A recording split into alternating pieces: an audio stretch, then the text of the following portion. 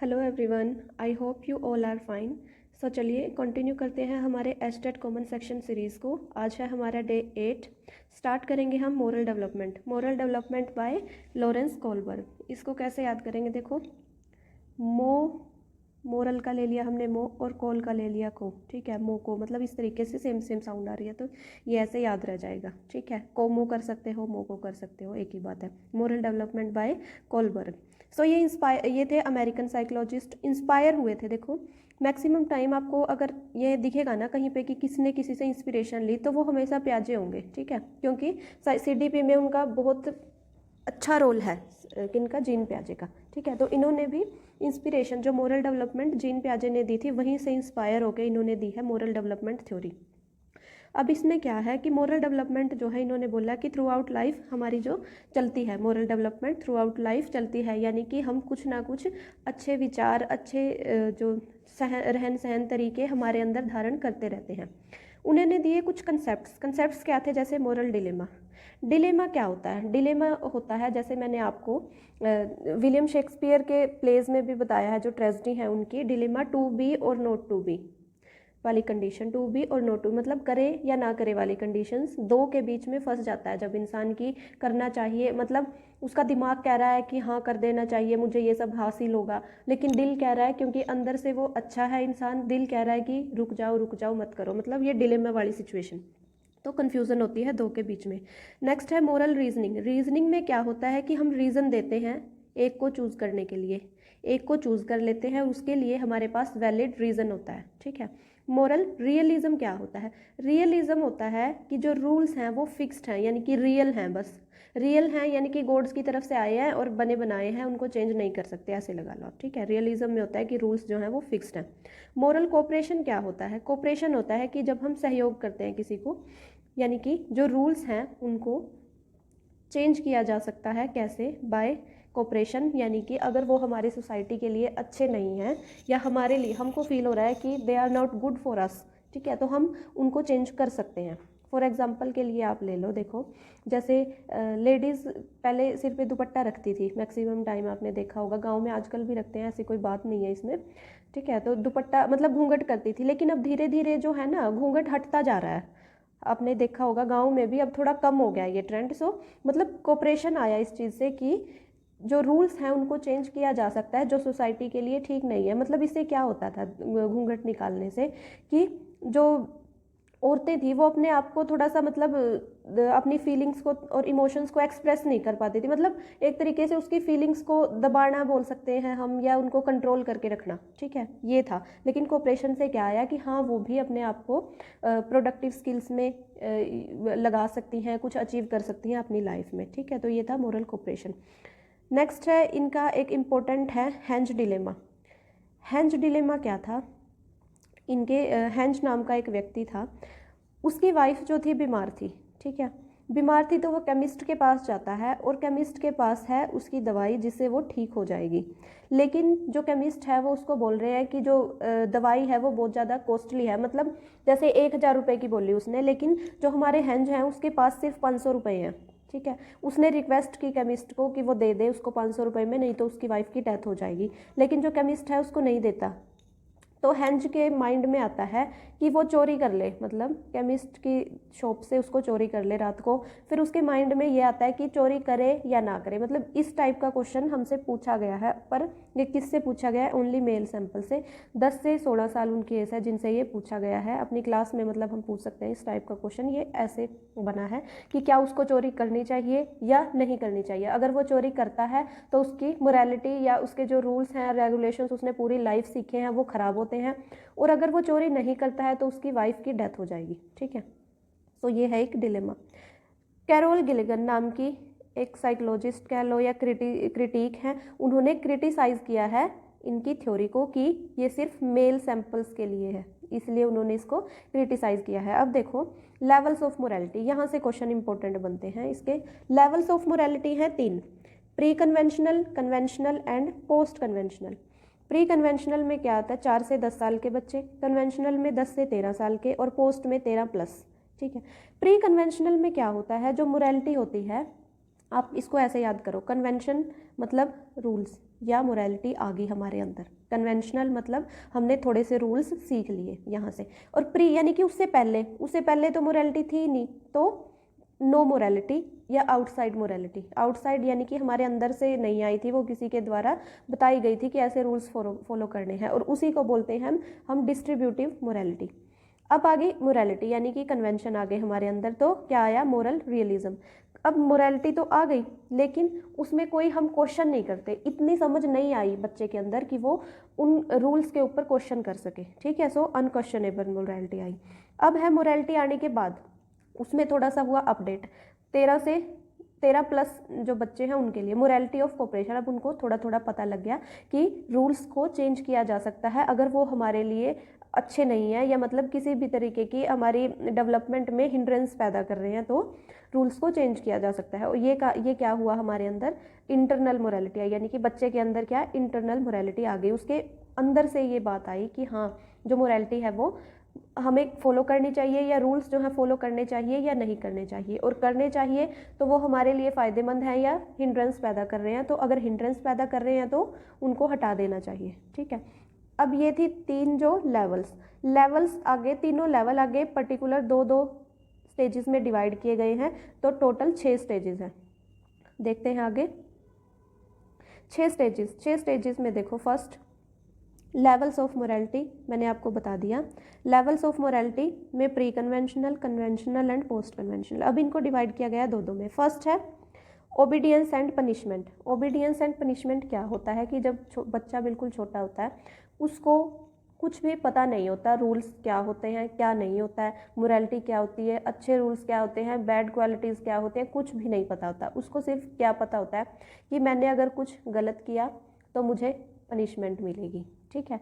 इसीलिए वो रूल्स हैं या कुछ भी है अपने पेरेंट्स का कहना मानता है। ओनली क्या होता है कि अगर कुछ मैंने गलत किया तो पनिशमेंट मिलेगी, और अगर वैसे मेरे को मतलब इसीलिए मेरे को ओबीडियंट रहना है, अपने पालन करना है, या पनिशमेंट मतलब या तो पालन करेगा या उसको मिलेगी पनिशमेंट, बस 2 ही कंडीशन होती हैं उसके सामने। नेक्स्ट होता है इंडिविजुअल एक्सचेंज। इसमें क्या होता है कि बच्चे को थोड़ी समझ आ जाती है कि अगर मैं अच्छा करूंगा तो सामने वाला अच्छा करेगा, ठीक है, मतलब टिट फॉर टैट वाली, जैसे को तैसा वाली सिचुएशन। इसमें क्या होता है, बच्चा हो जाता है रिवार्ड ओरिएंटेड, ठीक है, और सेल्फ इंटरेस्ट मतलब रिवार्ड में उसका खुद का इंटरेस्ट होता है। तो पेरेंट्स यहाँ पे क्या करना शुरू कर देते हैं कि अपने बच्चे को ऐसा मतलब रिवार्ड जैसे कि अगर वो अच्छे से खेलता है या अगर अच्छे से खाना खाता है तो उसको एक चॉकलेट मिलेगी, मतलब उसको खेलने के लिए बाहर फ्रेंड्स में जाने दिया जाएगा, मतलब इस टाइप के रिवार्ड, ठीक है। तो उसका जो फोकस हो जाता है वो रिवार्ड्स के ऊपर हो जाता है। इस तरीके से बच्चा यहाँ पे मोरालिटी सीखता है। नेक्स्ट है सी यानी कि थर्ड, गुड इंटरपर्सनल रिलेशनशिप। यहाँ पे क्या होता है, अच्छे इंटरपर्सनल क्या होता है, खुद के साथ, ठीक है, खुद के साथ बात करना या अपने आप से जो रिलेशंस होते हैं दूसरों के साथ, ठीक है। इंटर होता है, एक सेकेंड, इंटरपर्सनल होता है कि दूसरों के साथ, और इंट्रा होता है, इंट्रा आ गया तो अपने आप से, अपने इनर सेल्फ से जो रिलेशन होता है उसको बोलते हैं इंट्रापर्सनल, ठीक है, इसको ध्यान रखना। इंटरपर्सनल यानी कि गुड इंटरपर्सनल बच्चा इसमें क्या है कि इमेज ओरिएंटेड हो जाता है, ठीक है। इमेज ओरिएंटेड कैसे कि उसको बोलेंगे अगर कुछ उसने अच्छा किया तो उसको बोलेंगे कि गुड बॉय है ये, गुड गर्ल है, ठीक है। अगर उसने बुरा किया तो उसको बोलेंगे कि ये बैड बॉय है, मतलब वो अपनी इमेज के साथ ओरिएंटेड हो जाता है। कैसे कि भाई उसको कोई अच्छा मतलब उसको अच्छा अच्छा कहलवाना है अपने आप को, तो वो सब काम अच्छे अच्छे करेगा, ठीक है। मतलब दूसरों इंटरपर्सनल दूसरों के साथ जो रिलेशन हो जाएगा उसका। इमेज हमेशा दूसरों के द्वारा ही बनाई होती है ना, खुद की बच्चे की कोई इमेज नहीं बनी होती स्टार्टिंग में, ठीक है। नेक्स्ट है लॉ एंड ऑर्डर ओरिएंटेशन। अब इसमें क्या होता है कि बच्चा फोकस करता है कि जो लॉ एंड ऑर्डर्स हैं उनको मेंटेन करना होता है सोसाइटी में, ठीक है। और क्यों, क्योंकि डूइंग व्हाट इज़ राइट, वो चाहते हैं कि हमेशा सही सही करे, मतलब सही क्या है वो उसको फॉलो करना चाहते हैं, ठीक है। लॉ एंड ऑर्डर ओरिएंटेशन में फोकस करते हैं ओनली रूल्स के ऊपर कि रूल्स जो हैं वो सही हैं, एक तरीके से यहाँ पे जो रूल्स हैं वो फिक्स हैं, ठीक है। मतलब बच्चे को नहीं पता कि उनमें चेंज किया जा सकता है, नहीं किया जा सकता या कुछ भी। वैसे आजकल के बच्चे बहुत होशियार हो गए हैं, उनको सब पता है कि हाँ ये हमारे फ़ायदे के लिए या नहीं, यहाँ पे कोई हिंड्रेंस पैदा हो रही है या नहीं, ठीक है। तो वो अपने पेरेंट्स को कुछ ना कुछ ज़िद लगा के मना ही लेते हैं, ठीक है। सो यहाँ पे क्या होता है कि सही और गलत का ज़्यादा पता नहीं होता, बस ये होता है कि रूल्स जो हैं उनको फॉलो किया जाता है, सो वो फॉलो करते हैं। नेक्स्ट है social contract orientation and individual rights. इसमें क्या है कि सोसाइटी के साथ मतलब हम कोऑपरेशन लगा लो एक तरीके से। ये तो था मोरल रियलिज्म और यहाँ पे क्या है मोरल कोऑपरेशन, ठीक है। कोऑपरेशन यानी कि सोशल कॉन्ट्रैक्ट। अब सोसाइटी में हम अपनी बातें रख सकते हैं, आप इस तरीके से इसको याद कर लो कि हमारे इंडिविजुअल हमारे खुद के पर्सनल जो राइट्स क्या हैं, अगर वो हमारे लिए अगर रूल्स हमारे लिए ठीक हैं तो हम उनको फॉलो करेंगे, अगर नहीं ठीक हैं तो हम उनको फॉलो नहीं करेंगे। मतलब एक तरीके से वो रूल्स को ऐसे समझते हैं कि हाँ रूल्स जो है वो फेयर होने चाहिए और मतलब जजमेंट जो होगा उनका जो जस्टिस होना चाहिए सबके साथ, कि जो रूल्स हैं वो फेयर होने चाहिए और जो जस्टिस करने वाले होने चाहिए। मतलब किसी के साथ भी ऐसे ना हो कि एक के लिए दूसरा रूल है, दूसरे के लिए दूसरा है, तीसरे के लिए तीसरा रूल है, ऐसे नहीं होना चाहिए। मतलब सबके लिए एक जैसा होना चाहिए, इसमें ये है। नेक्स्ट है यूनिवर्सल प्रिंसिपल्स। यूनिवर्सल प्रिंसिपल्स क्या होते हैं? यूनिवर्सल मतलब कि अब इसमें तो थी देखो आपने पढ़ा होगा पर्सनैलिटी दी थी किसने, उसने ये क्या नाम है इनका, यूरी बोनफ्रेंड ब्रेनर ने आई थिंक, ठीक है। तो उन्होंने पर्सनैलिटी में क्या बोला था कि एक तो होती है इड, ईगो और सुपर ईगो, ठीक है। सुपर ईगो वाली पर्सनैलिटी कौन सी होती है भाई? देखो सुपर ईगो वाली होती है गॉडली पर्सनैलिटी, मतलब जो कुछ भी कर जाए। तो इसमें आएगी गॉडली पर्सनैलिटी और इसमें आएगी ईगो वाली यानी कि ह्यूमनली पर्सनैलिटी। इसको ऐसे याद कर लो आप, ठीक है। यूनिवर्सल प्रिंसिपल में क्या आएगा? एक्सट्रीम मोरालिटी, नेल्सन मंडेला जैसे भगत सिंह, मतलब जो रूल्स के लिए या मोरालिटी के लिए कुछ भी कर जाए, मतलब मरने तक को आ जाए, लेकिन जो सिद्धांत हैं उनको फॉलो करना जरूरी है। ये इस तरीके की मोरालिटी की मतलब उनका वर्ल्ड वाइड नाम हो जाता है इसके बाद, इतने गॉडली होते हैं वो, ठीक है। नेक्स्ट हम देखते हैं अपना, हमने किया था हिंदी में क्रिया के हमने पार्ट्स कर लिए थे सारे, लेकिन यहाँ पे एक आध डाउट्स आते हैं, वहाँ से देखते हैं, ठीक है। धातु क्या होता है? क्रिया का मूल रूप क्या होता है? धातु, ठीक है। धातु के टाइप्स होते हैं 5। इनमें देखो फर्स्ट इज सामान्य धातु या फिर मूल रूप, यानी कि जिससे हम क्रिया बनाते हैं उसका मूल रूप, जैसे पट से पढ़ना, पढ़ाई, ठीक है। चल से चलना, खाना, खिलाना किसी को, मतलब इस तरीके से जो क्रियाएं बनती हैं फिर। सो ये है क्रिया का मूल रूप यानी कि सामान्य धातु। नेक्स्ट है यौगिक होता है जुड़ के बनना, ठीक है। यौगिक यानी कि जोड़, खाना से बना खिलाना, देख से बना दिखाना, इस टाइप से। नेक्स्ट है नाम धातु में नाम क्या होता है? नाम को क्या बोलते हैं? संज्ञा, ठीक है। नाम को क्या बोलते हैं? संज्ञा। संज्ञा सर्वनाम और विशेषण से बनने वाली क्रिया, संज्ञा सर्वनाम और विशेषण से बनने वाली क्रिया, इनको बोलते हैं नाम धातु क्रिया। एग्जाम्पल देखो, हाथ क्या है? संज्ञा, उससे बना क्या? हथियाना। बात से बतियाना, शर्म से शर्माना, इस तरीके से। अब है अनुकरणात्मक क्या होता है? यानी कि फॉलो करना, अनुकरण करना, फॉलो करना, यानी कि एक ही टाइप की आपको साउंड दिखाए, जैसे टिमटिमाना, भिनाना, हिनाना, मतलब सेम साउंड से बनती है। नेक्स्ट है सम्मिश्रण होता है संयुक्त क्रिया जैसा ही, ठीक है। तो 2 क्रियाएं दिखेंगी आपको एक साथ, 2 क्रियाएं, अच्छा लगना, काम होना, और ये आएंगी हमेशा साथ साथ। अब देखो भाई कंफ्यूजन कहाँ पे होता है, यहाँ से ये सब तो क्लियर हो जाता है क्योंकि ये इजी है। अकर्मक और सकर्मक क्रिया, इनमें थोड़ा सा एक डाउट आ जाता है कब, जैसे मैंने क्वेश्चंस देखे हैं। अकर्मक क्रिया क्या होती है? अकर्मक में आता है जो चीज़ें अपने आप हो, अपने आप इन द सेंस कि उनके ऊपर हमारा कंट्रोल नहीं है, जैसे कि हंसना, ठीक है। हंसना, रोना, भूख लगना भी हम बोल सकते हैं। भूख लगना आएगी अकर्मक, लेकिन खाना आएगी सकर्मक, ठीक है। हंसना, रोना, मतलब जो क्रियाएं जिनके ऊपर मतलब हमको करनी है वो, मतलब उनके बिना जैसे सरवाइव नहीं कर सकते हम, ये लगा लो, ठीक है। अगर कोई किसी ने जोक मारा है तो हमको हंसी आएगी, ठीक है, हमको हंसी आएगी। किसी ने हमारी पिटाई कर दी तो हमको रोना आएगा, ठीक है। ये वाली चीज़ें आएंगी अकर्मक में। लेकिन जैसे हमने खाना खाया तो वो आएगा सकर्मक में, यानी कि हमने अपने हाथों को यूज़ किया उसमें, तो वो आएगा सकर्मक। तो ये डाउट अपना क्लियर कर लेना, यहीं से मैंने आपको बता दिया। यहाँ से कन्फ्यूज़न होती है और यहीं से क्वेश्चन बन जाते हैं कई बार, ठीक है। ठीक है। तो हमारा जो क्रिया का टॉपिक है वो हो गया है कंप्लीट।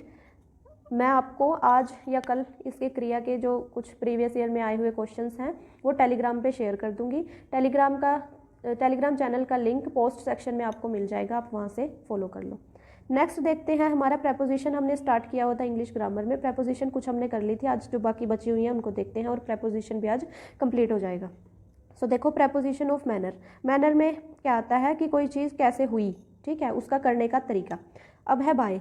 बाय क्या है, किसी चीज़ को करने का तरीका या कैसे वो हुई। एग्जाम्पल से देखो ज़्यादा समझ में आएगा।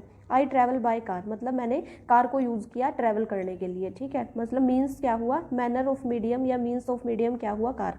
सो ये बाय यूज़ हुआ यहाँ पे। अब है विद। विद के साथ, ठीक है, कोई काम करना, using something. She wrote with a pen, मतलब किसी चीज़ को यूज़ करना, ये याद रखना। बाय, अब हम यहाँ पे ऐसे बाय भी लिख सकते थे। She wrote by a pen, एक पेन से लिखा उसने, ठीक है। लेकिन बाय क्यों नहीं लिखा, क्योंकि विद के साथ, विद होता है किसी चीज़ को यूज़ करना, बाय होता है किसी चीज़ के द्वारा, मतलब उसको मीडियम बनाना एक तरीके से, ठीक है। अब है लाइक। लाइक का आपको पता ही है, लाइक सिमिले में भी यूज़ हुआ है हमारे फिगर्स ऑफ स्पीच में। लाइक और एज सिमिले में यूज़ होते हैं, तो सिमिलर, लाइक होता है सिमिलर। ही रन्स लाइक अ चीता, एक चीते की तरह दौड़ता है। नेक्स्ट देखो, मोर। मोर मतलब आगे और भी आएंगे, मोर का मीनिंग ये है यहाँ पे, सॉरी। तो विद। विद क्या होता है, किसी चीज़ के साथ। अभी मैंने आपको बताया कि हैविंग समथिंग, किसी चीज़ को यूज़ करना, और यहाँ पे अब उसका थोड़ा सा डिफरेंट बताया कि किसी इंसान के पास कोई चीज़ होना। The man with the red hat is my uncle, वो इंसान जिसके पास रेड हैट है या जिसने वियर की हुई है रेड हैट, वो मेरे अंकल हैं, ठीक है। अब देखो, अलोंग और अमंग में डिफरेंस, ये इंपॉर्टेंट है, यहाँ से कई बार क्वेश्चन बन जाते हैं। अलोंग और अमंग में डिफरेंस देखो। अलोंग क्या होता है, किसी चीज़ के पैरेलल चलना। अलोंग होता है पैरेलल, जिसे देखो इसमें एल आया है, ठीक है। एल ऐसे भी लिखते हैं हम, ठीक है। तो किसी चीज़ के पैरेलल, पैरेलल क्या होता है, ऐसे चलना, किसी के साथ साथ चलना। ये चीज़ है, जैसे ये नदी है सपोज करो, इसके साथ साथ चलना, दोनों साइड कहीं पे भी हो सकता है, इसके साथ साथ चलना, इसको बोलते हैं अलोंग, पैरेलल चलना। Trees are planted along the road, जो ट्रीज हैं वो, अब रोड है, रोड बनी हुई है, उसके साइड में जो प्लांट्स हैं उनको बोलेंगे अलोंग, मतलब पैरेलल है वो सब, ठीक है। अब है अमंग। अमंग क्या होता है कि सराउंडेड बाय मल्टीपल थिंग्स और पीपल, मतलब किसी ग्रुप में हो आप एक तरीके से। अमंग होता है कि ग्रुप में होना। She was sitting among her friends, वो बैठी है अपने दोस्तों के साथ, अपने दोस्तों के बीच में, ठीक है। अमंग होता है ये। अब देखो नेक्स्ट, थ्रू। थ्रू क्या होता है, किसी मतलब एक साइड से दूसरी तरफ मूव करना। थ्रू हमेशा आपको ध्यान रखना कि मूवमेंट के लिए यूज़ होगा, ठीक है। थ्रू किस लिए यूज़ होगा, मूवमेंट के लिए। एक यहाँ फॉर एग्जांपल विंडो है ये, इधर से मैंने बॉल पास की उधर दूसरी साइड, मतलब एक साइड से दूसरी साइड गई, तो क्या आएगा, through. He walked through the park, मतलब वो कहाँ से चला, पार्क में से, एक साइड से दूसरी साइड, ठीक है। और a ball passing through a window, ऐसे। अब है ओवर, अबव एंड ऑन, इनमें डिफरेंस देखो। ऑन में क्या होता है, ऑन जो है सरफेस को टच कर रहा होता है, कोई सरफेस है, जैसे ये टेबल है, इसके जस्ट ऊपर बॉल रखी है, ठीक है। सो ये है बॉल रखी है या बुक रखी है, ये सरफेस को टच कर रही है, ठीक है। तो इसके लिए आएगा ऑन। एग्जाम्पल देखो, the book is on the table. अब है थोड़ा सा, अब टेबल के थोड़ा सा ऊपर, हायर देन अनदर ऑब्जेक्ट, मतलब कवरिंग सेंस। ये अब ओवर जो होता है ना, एक थोड़ा सा कवरिंग सेंस में होता है। एग्जाम्पल देखो, the helicopter is flying over the city. City है बीच में, अब देखो बीच में वैसे तो कुछ नहीं है, ये सिटी है सपोज करो, यहाँ पे हेलीकॉप्टर है, बीच में वैसे कुछ नहीं है, लेकिन है तो है, कैसे बताओ कैसे। बीच में एनवायरनमेंट है, फॉर एग्जांपल के लिए हम ले सकते हैं एटमॉस्फेयर है, उसमें गैसेज हैं बहुत सारी, ठीक है। मतलब जस्ट अबव, वैसे तो जस्ट अबव इसलिए है क्योंकि बीच में कुछ है ही नहीं है, लेकिन फिर भी क्या है, थोड़ा बहुत कुछ हमें देखने को मिलता है, मतलब सरफेस को टच नहीं कर रहा है, तो ऊपर ही। दोनों ऑन में क्या आएगा, सरफेस को टच करेगा, और ओवर जो है वो सरफेस को टच नहीं करेगा, लेकिन है तो ऊपर ही, ठीक है। अब आएगा अबव। अबव होता है किसी चीज़ के हायर बट नॉट टचिंग, ये ओवर में भी यही था, अबव में भी यही है। अब देखो इन दोनों में डिफरेंस। ओवर में तो क्या था कि सरफेस को टच नहीं कर रहा, किसी चीज़ के सरफेस को टच नहीं कर रहा, लेकिन अबव क्या है, किसी चीज़ के ऊपर, मतलब जैसे क्लाउड्स हैं वो माउंटेन्स के ऊपर हैं, ठीक है। कोई एक लेवल दिया है हमें हाइट का, उससे भी ऊपर, तब आएगा अबव। एग्जाम्पल देखो, the clouds are above the mountains, ठीक है। सो इस तरीके से ओवर ऐसे भी आ जाएगा, जैसे बच्चे को कंबल उठाया, ओवर शी, जैसे बच्चे को कंबल उठा, मतलब कवर करने वाली सेंस में, कवर करने वाली। She put the blanket over the child, ठीक है, बच्चे के ऊपर उसने ब्लैंकेट ढका, इस तरीके से ओवर आ जाएगा, यहाँ पे उसको कवर किया। नेक्स्ट देखते हैं, बिलो, अंडर, बिनीथ। अब इनमें डिफरेंस देखो, बिलो, अंडर, बिनीथ, तीनों यूज होते हैं कोई चीज़ नीचे होने, वो था ऊपर के लिए, अब है ये है किसी चीज़ के नीचे होने में। अब देखो, बिलो होता है लोअर देन समथिंग, किसी चीज़ से नीचे, जैसे कि हमारा अबव यूज हुआ, अबव बिलो, ठीक है, ये अपोजिट में है। The valley is below the mountains, जो वैली है वो माउंटेन्स के नीचे से है, ठीक है। अंडर होता है, अंडर होता है ओन की तरह, जैसे बेड के नीचे शूज़ हैं, टेबल के नीचे शूज़ हैं, इस तरीके से, मतलब जितना पॉसिबल टच हो सके होता है, अंडर में और ओन में टच होता है थोड़ा बहुत, ठीक है। He stood under the tree, पेड़ के नीचे वो खड़ा है। अब जैसे पेड़ के नीचे कोई खड़ा है, जितना, फॉर एग्जांपल पेड़ ज़्यादा ही झुका हुआ है तो क्या पता वो टच भी हो रहा हो, मतलब पॉसिबल टच होता है कि हो भी सकता है नहीं भी, जितना पॉसिबल हो उतना टच हो सकता है, और क्या पता थोड़ा सा गैप भी हो, इस तरीके से। अब है बिनीथ, बिनीथ में क्या होता है, फॉर्मल पोएटिक यूज़ के लिए यूज़ होता है बिनीथ, समथिंग कवर्ड और हिडन, ये सेम आ गया ओवर वाली सेंस में, ठीक है, ओवर वाली सेंस का opposite. For example, she wore a sweater beneath her coat, उसने पहना था स्वेटर उसके कोट के नीचे, ठीक है। ये मतलब सेंस एक दूसरे से मैच करती है, किस किस की, देखो अबव की करती है बिलो से, अबव की करती है बिलो से, और ओन की करती है अंडर से, और ओवर की बीनीथ से, मतलब कवरिंग वाली सेंस। सिंपली याद रखोगे, ओन एंड अंडर होता है टच, इनमें होती है चीज़ें टच होती हैं, यानी कि सरफेस के जस्ट अबव और जस्ट नीचे। अबव एंड बिलो में क्या होता है, किसी चीज़ के ऊपर, मतलब हमें कोई पर्टिकुलर चीज़ दे दी, जैसे माउंटेन, माउंटेन के ऊपर, माउंटेन के नीचे, मतलब पहले से ही माउंटेन किसी हाइट पे है पहले से ही, तो उनके ऊपर और नीचे कोई लेवल है, उसके ऊपर और नीचे। अब ओवर और बीनीथ क्या है कि टच होना जरूरी नहीं है, कवरिंग सेंस होती है एक तरीके से, ठीक है, कवर करने वाली सेंस, टच जरूरी नहीं है। Next, beyond and beside. Beyond and beside में क्या है, देखो बायोंड होती है outside a limit, further than या आउटसाइड अ लिमिट, मतलब किसी लिमिट क्रॉस एक तरीके से। बिसाइड होता है बिल्कुल नेक्स्ट, ठीक है, किसी चीज़ से अगला ही, मतलब साइड में, साइड में अगला ही, ठीक है, बिसाइड हो गया बिल्कुल साइड में। जैसे example, she set beside her friend, वो अपनी फ्रेंड की साइड में बैठी है, ठीक है। बायोंड होता है लिमिट से बाहर। The hills are beyond the forest, मतलब फॉरेस्ट जो हिल्स हैं वो फॉरेस्ट के परे हैं, परे एक तरीके से बायोंड का मीनिंग होता है परे, परे नहीं पता हमको कितना है कितना नहीं है, कितनी दूर है कितनी नहीं है, ठीक है, ये है। नेक्स्ट, नेक्स्ट है हमारा राज्यपाल। हमने ये कल किया था भाई राज्यपाल, इसको देख लो एक बार, अगर याद कर लिया है तो वेल एंड गुड, अगर नहीं किया तो एक बार फिर से मैं रिवाइज करवा देती हूँ आपको। देखो इसको कैसे याद करोगे, 152 आप याद कर लो, फर्स्ट गवर्नर के पद, ठीक है, याद कर लिया। अब है 53 में क्या है कि 3 स्टेट्स के का एक गवर्नर बना दिया, ठीक है, 3 स्टेट्स का एक गवर्नर बना दिया, और उसको दे दी पावर्स अगले आर्टिकल में, ठीक है, और पावर क्या दे दी कि वो सीएम को अपॉइंट कर सकता है। अब इस बात पे आ गया मोदी जी को गुस्सा कि मेरे से बिना पूछे ऐसा कोई काम कर दिया, मतलब, तो वो आके पूछते हैं कि जो गवर्नर की अपॉइंटमेंट है वो किसने की, तो किसने बताया, मतलब नेक्स्ट आर्टिकल में वो पूछ रहे हैं कि गवर्नर की अपॉइंटमेंट किसने की, तो पता चला कि प्रेसिडेंट ने कर दी, प्रेसिडेंट ने अपॉइंटमेंट कर दी। फिर वो पूछते हैं कि उसका अच्छा चलो कर तो दी, अब कितने टाइम के लिए की है, मतलब मेरी कब चलेगी वहाँ पे, एक तरीके से ये कहने के लिए कि कितने टाइम के लिए की है, तो नेक्स्ट आर्टिकल में पूछते हैं टाइम। टाइम फिर क्या बताते हैं कि जब तक प्रेसिडेंट चाहेगा जब तक है, और वैसे अगर पूछे तो 5 साल, ठीक है। अगर ऑप्शन में आपके पास आ जाए कि 5 साल है, 5 साल ऑप्शन में है, लेकिन प्रेसिडेंट वाला ऑप्शन में नहीं है कि प्रेसिडेंट ने जब तक प्रेसिडेंट चाहे तब तक, तो अगर प्रेसिडेंट वाला ऑप्शन नहीं है तो 5 साल आप ऑप्शन टिक करके आएंगे, ठीक है। तो उसने पूछा कि अब बताओ कार्यकाल कितना है, कार्यकाल के बाद पूछा अच्छा चलो कार्यकाल भी ठीक है, फिर पूछता है कि क्या एलिजिबिलिटी चेक की थी, मतलब एलिजिबिलिटी तुमने चेक की थी कि जब उसको अपॉइंट किया, तो फिर एलिजिबिलिटी में क्या 35 साल होनी चाहिए, लोकसभा का मेंबर होना चाहिए, लोकसभा और राज्यसभा का मेंबर नहीं होना चाहिए, ये सब। अब है देखो फिर क्या होता है, फिर उसको दिलाने का आता है, मतलब भाई चलो अपॉइंटमेंट होगी, सब हो गया, कोई नहीं, मोदी जी के कहने पे एलिजिबिलिटी वगैरह भी सब चेक हो गई थी। फिर आता है शपथ का टाइम। शपथ 9 है एक एंजल नंबर, ठीक है, 9 है एक एंजल नंबर एक तरीके से, जैसे 9 रत्न भी होते थे पुराने टाइम में, जो राजा महाराजा होते थे 9 रत्न। तो और शपथ दिलाने का काम कौन करता है, याद करो, कोर्ट में गीता के ऊपर हाथ रख के शपथ दिलाई जाती है कि मैं जो भी कहूँगा सच कहूँगा, सच के सिवा कुछ नहीं कहूँगा, ठीक है। तो कहाँ पे दिलाई जाती है, कोर्ट में। कोर्ट में कौन दिलाएगा, हाई कोर्ट।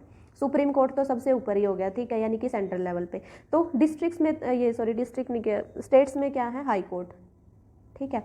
अब हाई कोर्ट के चीफ जस्टिस यानी कि सबसे बड़े जो जज हैं वही दिलाएंगे शपथ। अब है उनको दे दी एक सबसे बड़ी पावर, 61 में दी, 1 में दी, यहाँ पे 61 है तो 1 में क्या दी, सबसे बड़ी पावर, यानी कि क्षमा, किसी को माफ़ करने की पावर दे दी, क्षमादान की। लेकिन उसमें मृत्युदंड इंक्लूड नहीं है। मृत्युदंड को की सज़ा को कौन माफ़ करता है, ओनली प्रेसिडेंट। अब है यहाँ पे देखो, एक बिल पास करना है, यहाँ तक तो थे कंटिन्यू, एक ही जैसे थे याद करने के लिए, ठीक है। अब इसका थोड़ा सा डिफरेंट है, कैसे कि जब संसद के दो पार्ट है ना, लोकसभा एंड राज्यसभा। अब ये दोनों बंद हैं, संसद के 2 पार्ट, ये हो गया 2 बंद है, मतलब एक्टिव नहीं है एक तरीके से, इनकी मीटिंग नहीं हो रही। लेकिन एक यानी कि ये वाला एक बिल पास करवाना है, किसको, गवर्नर को। तो बिल पास कौन से गवर्नर को करवाना है, जो वो 3 स्टेट का एक गवर्नर बनाया है अभी ऊपर हमने, उसको बिल पास करवाना है। सो 2 1 3 2 संसद के दोनों सदन की मीटिंग नहीं हो रही, वो बंद है एक तरीके से। एक बिल पास करवाना है कौन से गवर्नर को, जो 3 स्टेट का एक गवर्नर बना है, उसको बिल पास करवाना है। तो वो क्या करेगा, अध्यादेश जारी करेगा, जो कितने दिन के लिए वैलिड होगा, 6 वीक्स के अंदर उसको वो पास करवाना है, ठीक है। ये हो गया यहाँ से क्लियर। अब है देखो 356 में आपको पता ही है राष्ट्रपति शासन लागू होता है। यहाँ पे इस राष्ट्रपति शासन से क्या मतलब है कि राष्ट्रपति शासन हो गया ऑल कंट्री के लिए, ठीक है, नेशनल लेवल पे मतलब, ठीक है। लेकिन जो उनको राज्य में यानी कि अलग अलग स्टेट्स में कौन लागू करेगा, मतलब प्रेसिडेंट के बिहाफ पे कौन करेगा, गवर्नर। सो ये ध्यान रखना कि राष्ट्रपति शासन को स्टेट्स में कौन लागू करता है, गवर्नर। अब देखो ये हुए हैं हमारे जो गवर्नर्स हरियाणा के लास्ट जितने भी, उनको देखो एक बार। फर्स्ट है धर्मवीर भारती, नेक्स्ट वीरेंद्र नारायण चक्रवर्ती, RS नरूला, जय सुखलाल हाथी, चरण सिंह बराड़। इनमें इंपॉर्टेंट देखो मैं बताती हूँ, एक तो इनकी है ट्रिक, धर्म, जब भी धर्म का नाश होगा तो नारायण आएंगे। नारायण कब आएंगे, जब नर उनको याद करेगा, और उनके आने से क्या हो जाएगा, सुख, और सुख होगा तो जो नर है उनके चरणों में गिर जाएंगे, ठीक है, कि उनको सुख मिल गया। अब यहाँ से इंपॉर्टेंट क्या है, ये तो इनके नाम याद करने की ट्रिक, दोबारा से आप रिपीट करके देख लेना। सबसे देखो इंपॉर्टेंट यहाँ से फर्स्ट वाला कौन सा था, ठीक है, किसके काल में, किसका जो टेन्योर था वो सबसे लंबा था, ये है सेकंड वाले का, नारायण का, यानी कि नर का जो टेन्योर था वो सबसे लंबा था। प्लस इन्हीं के टाइम में राष्ट्रपति शासन फर्स्ट टाइम लागू हुआ था हरियाणा में। फर्स्ट टाइम राष्ट्रपति शासन किन के टाइम में हुआ था, नारायण के टाइम में। अब सेकंड टाइम किसके में हुआ था, सुखलाल के में, ये ध्यान रखना। फर्स्ट आया नर को मिला सुख, मतलब इन दोनों में क्या हुआ, राष्ट्रपति शासन लागू। सबसे लंबा टेन्योर नारायण का, यानी कि सपोज करो भगवान है तो सबसे लंबा टाइम पीरियड उन्हीं का है, नारायण का। और पहली बार जब वो आए तो हरियाणा में राष्ट्रपति शासन लागू हो गया, इसको ऐसे याद कर लो, ठीक है। अब दूसरी टाइम जब वो आए तो सुख हो गया चारों तरफ, फिर से राष्ट्रपति शासन लागू हो गया, ठीक है। दूसरी बार आए तो सुख हो गया और क्या हो गया, राष्ट्रपति शासन फिर से लागू हो गया। अब अगले देखो, अगले हैं सुरजीत सिंह संघवालिया, गणेश देवजी तापसे, SMH बनर्जी, हरियानंद बराड़, धनिक लाल मंडल। इनको देखो कैसे याद करोगे। अब उनकी चरण में, हर नारायण की चरण में हम पड़ गए तो हमें उनके संग रहना था, ठीक है, संग रहना था। तो उसके संग रहने के लिए हमें करनी पड़ेगी तपस्या यानी कि बर्न होना पड़ेगा, ठीक है। तो फिर हम हरि के आनंद में आ जाएंगे। जब हम हरि तपस्या करने के बाद हमको हरि मिल जाएंगे और हम आ जाएंगे आनंद में। आनंद आने के बाद हम क्या करेंगे, धनवान हो जाएंगे। आनंद मिल गया यानी कि धनवान किस तरफ से, धन की तरफ से नहीं, यानी कि माइंड से हम बोल सकते हैं। स्पिरिचुअलिटी है में हम इतना लीन हो जाएंगे कि हम धनवान हो जाएंगे। इनको याद रखना। अब कैसे, यहाँ से देखो, गणेश देव जी ने क्या किया था, गणेश तपस्या जब हुई थी तो इन्होंने क्या किया था, भजन लाल को रात के टाइम पे शपथ दिला दी थी। तपस्या करते हुए भजन लाल को रात के टाइम पे शपथ दिला दी थी। भजन लाल कौन थे, सीएम बने थे, ठीक है। अब है हरियानंद बराड़। हरियानंद बराड़ के टाइम पे कौन था उप प्रधानमंत्री, कौन, चौधरी देवीलाल बने थे उप प्रधानमंत्री हरि आनंद बराड़ के टाइम पे। ये चीज़ें थी याद रखने की।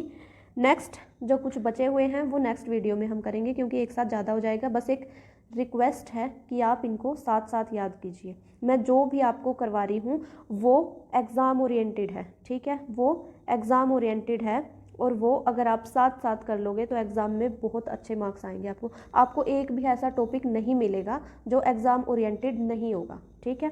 सारे most important exam oriented topics होंगे, तो उनको आप अच्छे से याद कर लो साथ के साथ। इसीलिए मैं आपको थोड़ा थोड़ा करवा रही हूँ ताकि आपका एग्ज़ाम में मार्क्स ना कटे। नेक्स्ट देखते हैं, ये हमारा हो गया यहीं पे कंप्लीट भाई, ठीक है। आई होप आपको मेरा कंटेंट पसंद आया होगा। अगर कंटेंट मेरा पसंद आता है तो please like, share and subscribe. Thank you and welcome again for next video.